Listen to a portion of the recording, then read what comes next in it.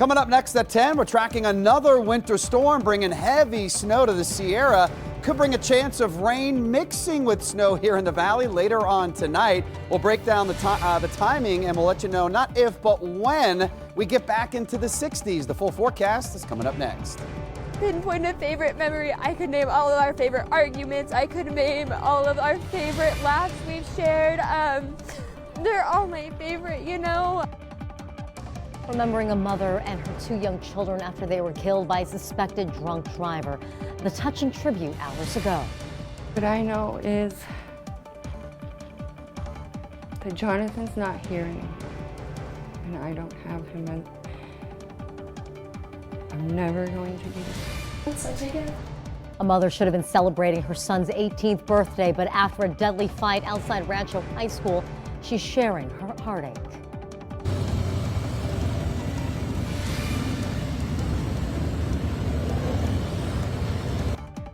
Show solidarity after an unexpected loss for the Clark County School District. But we're learning about the police officer who died while on duty. Live from the News 3 studios in Las Vegas, this is the CW News at 10. Developing tonight, family and friends gathered to remember a mother and her two young children after they were hit by a suspected drunk driver. We're also hearing from the mother who lost her son in a deadly brawl outside Rancho High School. The exclusive one-on-one on what would have been his 18th birthday. Thank you for joining us. I'm Marie Mortero. We'll get to those stories in a moment, but first, hours away now from possible snowflakes falling in parts of southern Nevada. Chief Meteorologist Bill Bell is joining us now with a look outside. Marie, don't worry, it's not going to look anything like this behind me. This is what it looked like just a few hours ago up in beautiful Mammoth Mountain, California. Kang Win with the video there near blizzard conditions. They could see up to 2 feet of snow before the storm winds down over the next 3 to 4 hours. Taking a look at the winter weather alerts here, all the areas shaded in pink. Winter storm warnings including much of the Tahoe area, and that extends into west central Nevada with advisories on the south end of the Sierra. Snow starting to wind down around the Tahoe area, but really picking up down to the south. We actually had some snow squall warnings just east of Reno earlier this afternoon. Cold front kind of snakes its way down into Lincoln County. Right here you have Alamo and Caliente, so that is the front dropping south. Big question is timing, and if you want to see some snow tonight, especially in the foothills here in the valley, you got to kind of set your alarm clocks for 2 a.m. and then by 5 a.m. most of this, whatever we can squeeze out. Again, mostly rain showers. It'll be light mixing with some wet snow. That's at 3 a.m. We expect that frontal boundary to move on through here, especially in the northern half of the valley. And then by 3:30 to 4:30, a lot of the precipitation is moving quick and down to the south here. And by the time most of us head out the door for work or getting the kids to the bus stops or bringing them to school, things should be winding down even before that happens. We're looking at, maybe a dusting in the outlying areas in the foothills, and we're looking at locally in the Sheep Range and Spring Mountains. Temperatures are, again, snowfall amounts there, Marie, in the 1 to 2 inch range. If you're tired of the cold for Vegas standards here, we're going to be below average for the next couple of days. But notice, Marie, by this time next week, we're going to put about 4 or 5 days in a row with temperatures above average. And what that means, based on our normal high of 58 degrees, the 60s will be returning before you know it, and it's going to feel closer to 70 compared to how cold it is out there right now. We'll take a closer look at some of the snow totals and more specific details on the always all-important weekend forecast. That's next. That's a lot to cover, Bill. All right, thank you. Community members coming together tonight to mourn the loss of a mother and her 2 young children who died after police say they were hit by a drunk driver. Our Amber Rodriguez was at their vigil this evening, and she's in studio now with more on that emotional gathering. That's right, Marie. Community members came together to honor the lives of Rebecca Post and her 2 young sons, Achilles and Leo Quintanilla. Names are so strong, so powerful. It's Rebecca, Leo, and Achilles. You can never forget those names, and we are going to fight until they get justice. Leona Post turns 20 years old this week. And instead of celebrating at Disneyland with her mother and 2 brothers, Post is mourning their loss. Everybody was excited, and the boys knew how to count down days. And she pans to the phone, and Achilles goes, 3.5 days till Disney Munch. And then Leo just comes flying into the bed, and he's like, we're going to Disney. And they were just so excited. Henderson police say the family was at a red light when they were hit from behind. All three of them died from the impact of the crash. The driver behind the wheel was under the influence. I'm not the first daughter to lose her mom. I'm not the first sister to lose her siblings to a drunken car accident. Her best friend says, enough is enough. He willingly got into that vehicle and took 3 lives that evening. There's no excuse for it. There needs to be heavier consequences, especially Las Vegas. The 19-year-old says she plans to make it her mission that no one ever forgets her mother and brother's names. Reporting live from the studio, Ambar Rodriguez. Marie? Strong words from a powerful moment tonight. Ambar, thank you. A judge sentences a man 16 to 40 years in prison for driving under the influence of marijuana and killing 2 people. It was an emotional day in this courtroom when the family of 68-year-old Randy Ray and 51-year-old Tracy Sundberg shared their heartfelt testimonies, each making their statements this morning in court. That includes Ray's 2 daughters, Sundberg's 2 daughters as well, and her sister, all describing their pain following that New Year's Day crash in 2023. The devastation, hurt, pain, and trauma, I can't put it into words. This does not accurately reflect everything that myself and my family have been through this year. And knowing that they're never coming back. I've been thinking about this like ever since the day it happened, and it's hard for me to even turn around and look at them right now. And I take full accountability for everything that happened that day. The family of Ray and Sundberg plan to monitor his prison sentence and when he comes up for parole. The mother of the Rancho High School teen killed in a group beating in November speaks out for the first time. She's talking exclusively with our Kristen Drummond about her son Jonathan Lewis, who would have turned 18 today. And Kristen, you're here in studio. What this mourning mother wants the community to remember about him on his birthday and her message to her son's accused killers. Well, Maria, as you know, this is understandably a very emotional day for Melissa Reddy. And while she continues to grieve losing her son, she's also doing her best to try and celebrate his life. This is where my son Jonathan is on his 18th birthday. An urn on top of a dresser, surrounded by candles, pictures, and other mementos in Reddy's home. And so we bought him some pretty flowers. He also liked butterflies. Even though he's in heaven, we're still celebrating. Looking at family photos. He was only about 2 years old here. Wearing a special t-shirt to honor Jonathan Lewis, a middle brother to 2 siblings who Reddy remembers as shy but with a sense of humor. He loved skateboarding and basketball. And he was really a big kid at heart. Just a big kid at heart. He loved Pokemon cards and he's been collecting those since he was very small. Memories that keep Lewis alive in her heart after Metro Police say he died in a deadly beating in a back alley near Rancho High School on November 1st. A now viral video capturing that moment. It shows a teen identified as Lewis punching a person and a group responding by hitting, kicking, and stomping Lewis until the point of unconsciousness. He died 6 days later, Reddy making the decision to donate his organs. Well, I promised Jonathan that for every kick, scratch, punch, hair out of place on his body, that we would save a life. What is this experience like for you as a mother? It's torture. It's pure torture. Every single waking moment, every second of my day is about this. Metro Police say the teens scheduled the fight after school over a pair of stolen wireless headphones and possibly a marijuana vape pen. Reddy says the fight happened as she was getting off work. She sent this text to her son: "I'm about to clock out in 5 minutes. I'll see you soon." Jonathan responding with only a question: "You'll see me?" That was the last message I ever received from my boy.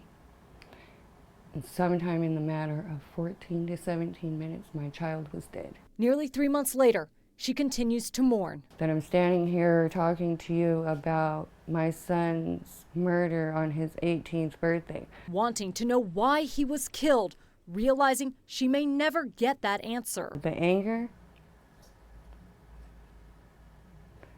can't even begin to tell you or describe it. The hurt, same thing. But she can continue honoring his memory and seek justice in his death. And I don't know what happened that day. I don't know the full details yet. What I know is that Jonathan's not here anymore. And I don't have him as, I'm never going to be the same. Metro Police arresting 9 teenagers so far in the case and charging them with murder. 4 teens are 16 years or older, which means their case is automatically moved to the adult court system. 5 others remain in juvenile court. A judge still needs to determine if they will be tried as adults in this case. Now, Metro Police are continuing to search tonight for a 10th person of interest. Marie. And in the meantime, that mother continues to wait for justice. Kristen, thank you. A procession to honor a CCSD police officer who died while on duty today. CCSD police identifying him on social media as Officer Andrew Kraft. Dozens of law enforcement vehicles gathered in the officer's honor outside UMC, joined by Metro Police, North Las Vegas, Henderson, and Nevada State Police, among other agencies. We're told someone found Kraft unresponsive at Mojave High School today. Then he was taken to the hospital where he passed away. CCSD police detective and union president Matthew Caldwell on the show of solidarity. I think it's important for the family to see that we care about their loved ones when they see this outpouring of support. It's also important for the other officers too to know that people care about them. That's a really important thing. CCSD Superintendent Dr. Jesus Jara releasing the statement saying in part, their time with us as an officer will not be soon forgotten. To the officer's family, the entire district and I honor his service to our students and staff and extend our heartfelt condolences. Still ahead, the lift just opened at a Tahoe area resort and then came the avalanche. A person has died, another injured, and the resort is closed off tonight.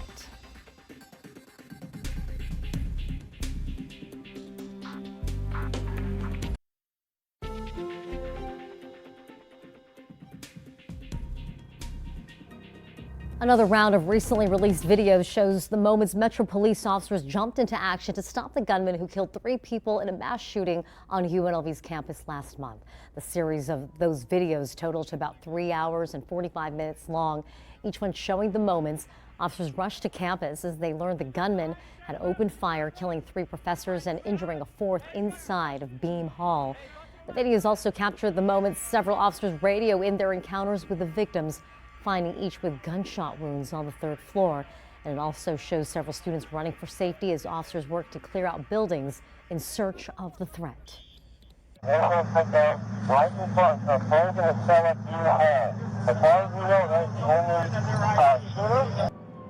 The gunman was found to be the only shooter on campus, who was then shot and killed outside Beam Hall by UNLV campus police. A Clark County building inspector issuing a notice and order of abatement to the owner of that building that partially collapsed last week. It states the structure is dangerous and in violation of Clark County code. The notice orders the owners to vacate the property, secure the structure, and either repair or demolish the building. The owner's first deadline, which is to properly secure the building, is set for January 25th.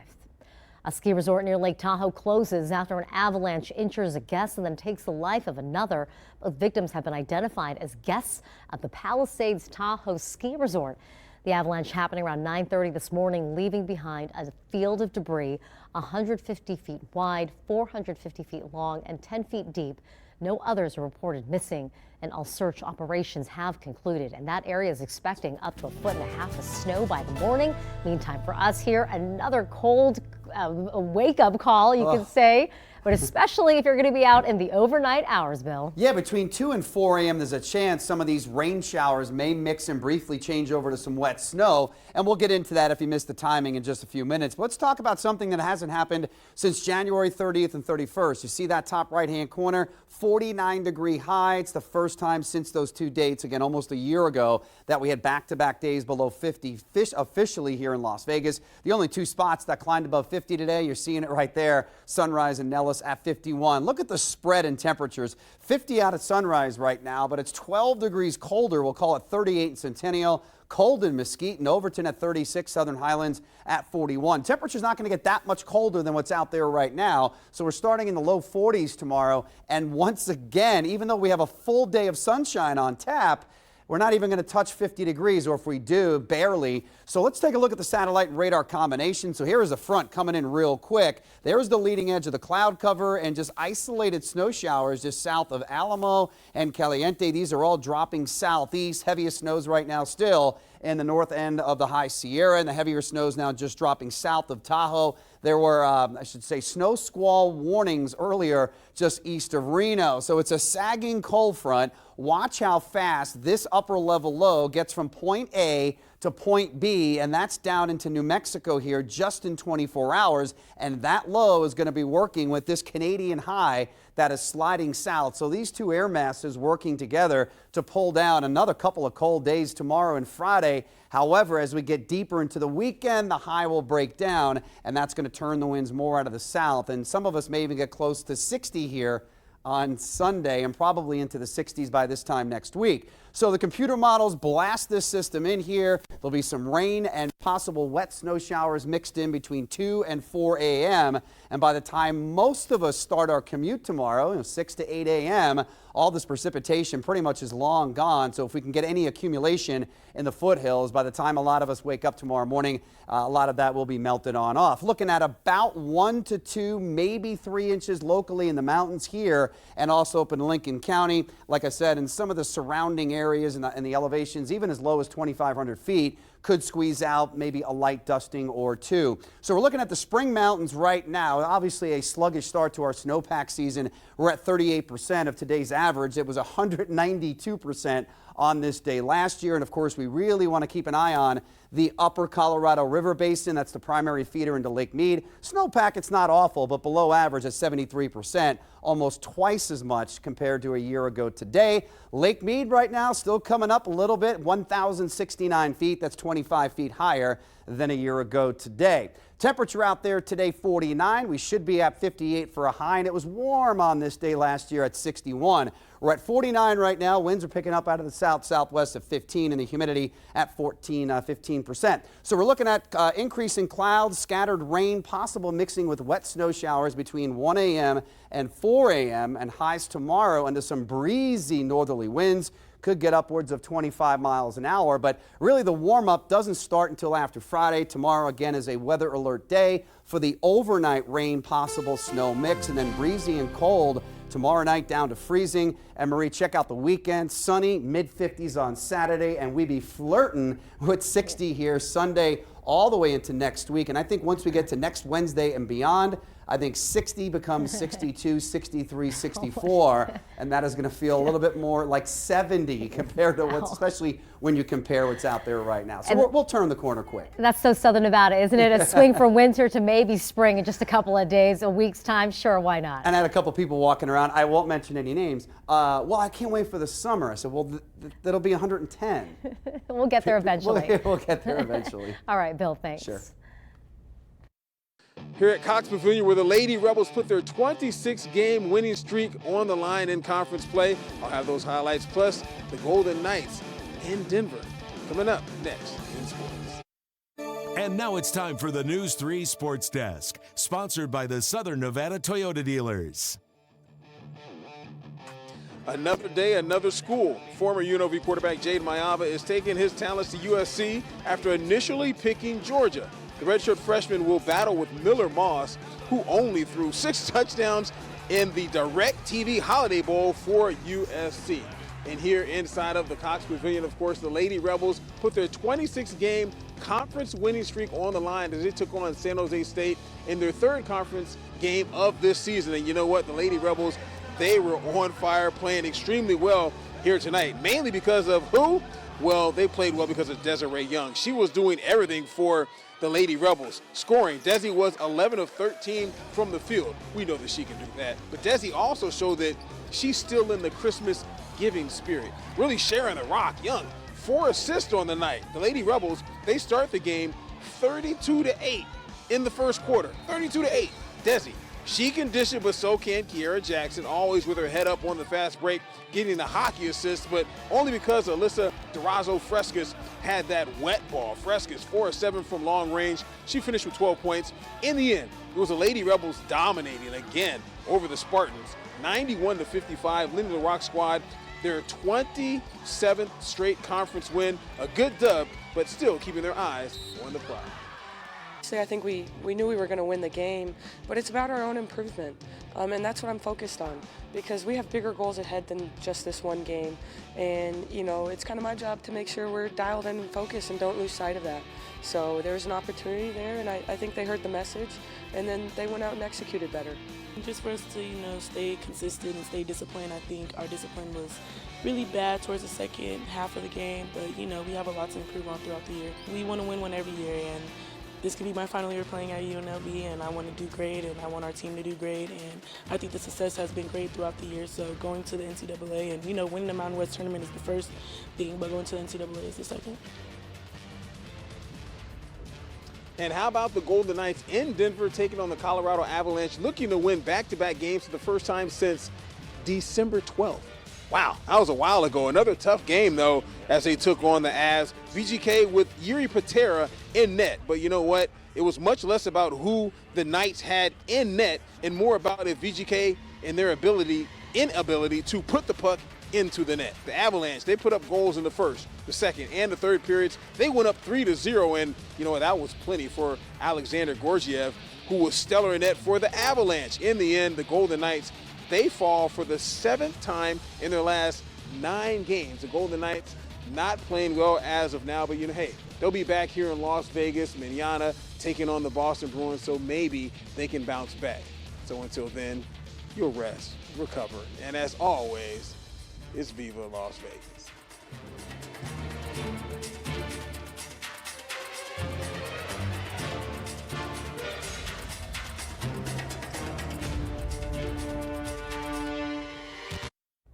Finally tonight, get ready for Thin Mints, Tagalongs, and Samoas. Girl Scout cookie season is here. This is the year to settle back into tried and true favorites because there are no new cookies this season. Also, we should let you know the price of a box is going up from $5 to $6, but it's all for a good cause, right? Those online orders start shipping next month, but if you know a Girl Scout, those orders might come soon.